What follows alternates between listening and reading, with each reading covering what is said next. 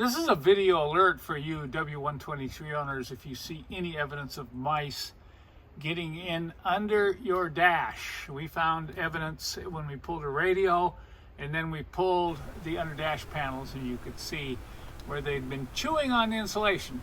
Well, let me show you what we found when we went after the location of where these mice were entering the car from. So take a look.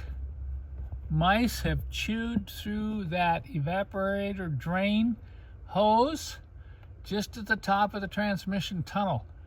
And they've gotten into this car and they've chewed away on the insulation on those underdash panels and deposited it right down behind the radio.